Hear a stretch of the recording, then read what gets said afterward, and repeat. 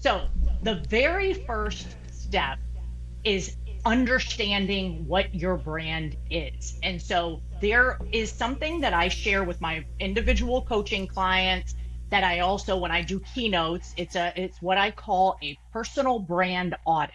Mm. And in this audit, there's three steps. So the first step is to write down what are the three words that you would hope people would describe you as. Okay. So start by just writing down, okay, if I asked colleagues, friends, neighbors, family members, what are the first three words that come to mind when Mm. you think of me? Well, what are you hoping or thinking that they would say? So you write down those three words. The second step is then turn and ask your friends, colleagues, family, Ooh. anybody you know. Well, and here's what's fun about this. You can do this through text message, email. I mean, this is Oh, super great. easy to do. Just send it to a bunch of people, at least 20 of them, and just ask, what are the first three words that come to mind when you think of me? Wow. This is very enlightening. Hmm.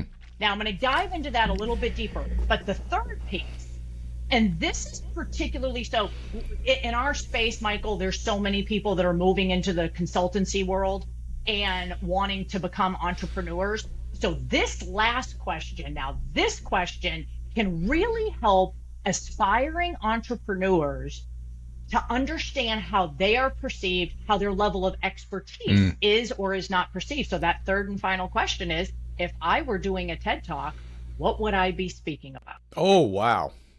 Speak So, from somebody, by the way, ladies and gentlemen, who has done a TED Talk. Go ahead. and I did it on Social Capital, Did you? and here I am talking about personal branding and how it does relate to Social Capital. So that final question will help you to understand if people, what areas people perceive you to be an expert. I had a personal coaching client who did this. And what was interesting is the people that she asked the question, what would I be speaking on if I was doing a TED Talk? Mm-hmm. Mm-hmm. Only two out of over 20 people that she got responses from mentioned her actual job. So it's really important for Oh. individuals to understand how they're perceived.